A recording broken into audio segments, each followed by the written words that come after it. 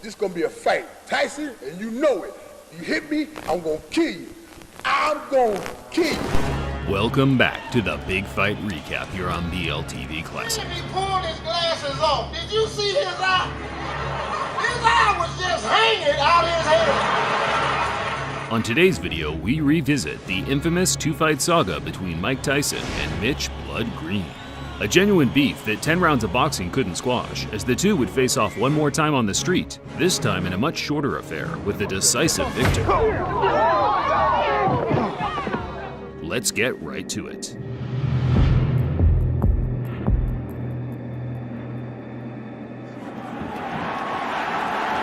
Closing with a flurry.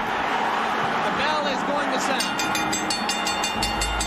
After Tyson's 10-round decision to James Quick Tillis in 1986, the invincibility aura from Kid Dynamite took a slight knock as the two heavyweights battled out a much closer fight than the boxing fans and bookmakers expected. How disappointed are you that the knockout string is over? Not at all.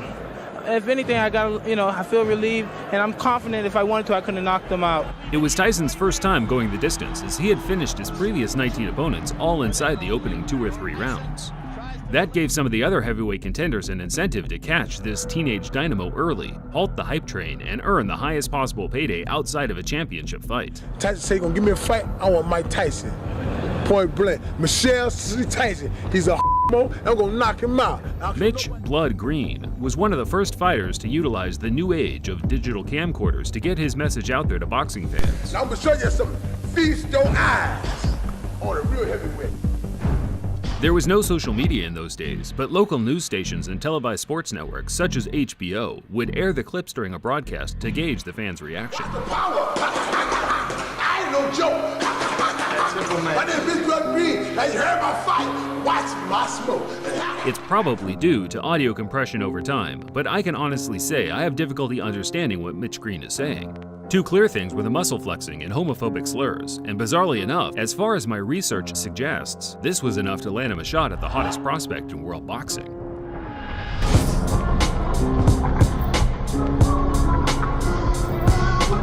Growing up on the tough streets of Detroit, Mitch Green was a prominent player in 1970s New York gang warfare.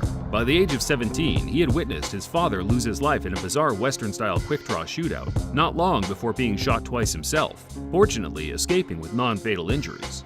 Green tried to escape gang life by joining the UBA boxing gym in New York, but by this time his ties to the street were too pronounced, as he was now hailed the king of New York street gangs by the NYPD for his role as gang leader in the deadly Bloods crew.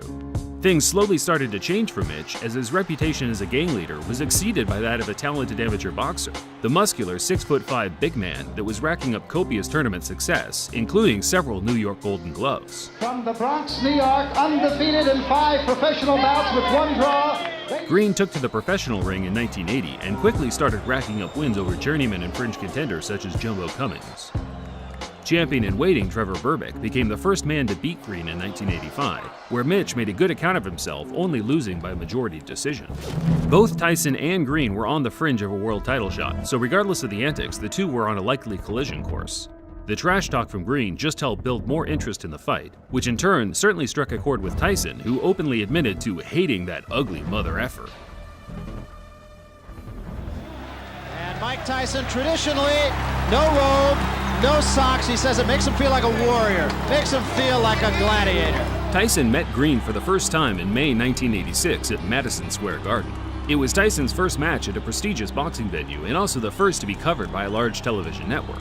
Yet, the occasion didn't change the traditional no robe, no socks attire. He was all business and had a personal vendetta to settle with the now not-so-confident-looking Mitch Blood Green. And was so much a factor in the last fight that we showed you here on HBO that he didn't double up.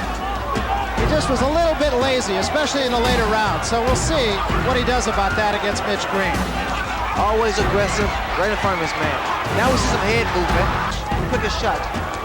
There's the left hook I was talking about. He did draw a warning from Luis Rivera, the referee, about holding. Green's in trouble. Good left hand by Tyson. Everyone has a plan until they get their mouthguard punched out of the ring in the first round. While Green had all the physical advantages, Tyson's supreme boxing skills and speed negated the gap in size and weight, backing up Green from the opening bell, slipping and countering, forcing the much bigger man into survival mode from the word go. Big right hand against Tillis, and what a shot! That is an awesome shot. Tyson punched out Green's mouthguard again in the third, whereafter he started mocking his opponent for having a wide, gulping mouth, stalking him across the ring, landing fierce, single power punches. The fist throws his punches. Another big left hook. Hey, Tyson, there, good uppercut. He has to take a stand eventually. Another couple body shots. Well, he's smiling. Tyson is smiling, but see, Green has those fast hands. The fight became so routine by the closing stages, the crowd knew they were witnessing a foregone conclusion. Tyson himself appeared to have his mind elsewhere as he bizarrely kissed his trainer, Kevin Rooney, while he was trying to deliver him intricate strategies and details regarding the fight. Well, Kevin Rooney is in there and just jabbering away 100 miles a minute. Mike Tyson leaned over and just kissed him. Tyson closed the show, trying to score the knockout, but Green's disinclination to engage allowed him to grab and clinch his way to safety, resulting in him losing 9 out of 10 of the rounds on every judge's scorecard. But we knew deep inside that I was going to win this fight so easy because of his style. He's a dang tough opponent, and he took some fairly decent shots. But as you know, I won comfortably, and I didn't try for the knockout, and I used a great deal of discipline in there, not knocking him out. Tyson claimed he carried Green the 10-round distance on purpose to punish him for as long as possible, and whether it was true or not, Green's personal pride was hurt, and he was willing to do whatever it took to restore a sliver of respect amongst his peers. Green retired from boxing after the Tyson loss and returned to the street to earn a living from selling drugs. He always planned to one day get Tyson back in the ring, but as his years of inactivity ensued, Tyson progressed to one of the most dominant heavyweight champions of all time, undefeated and undisputed. The days of fighting lingering contenders such as Mitch Green were over. It wasn't until a couple of years after their fight that the two would meet again, this time in Green's element, the street. In the early hours of August 23, 1988, Mitch Green got wind that Tyson was shopping at a local clothing store close by to where he ran things on the street. Tyson had traveled a fair distance to pick up a luxury leather jacket handmade by one of his friends over at Dapper Dan's. As Tyson was chilling in the store with his entourage, Mitch Green burst through the door on his own, high on angel dust, demanding Tyson either give him a rematch or empty his pockets right there on the spot. Tyson, of course, no stranger to altercations on the street, dragged Mitch Green outside and pummeled him to the ground multiple times.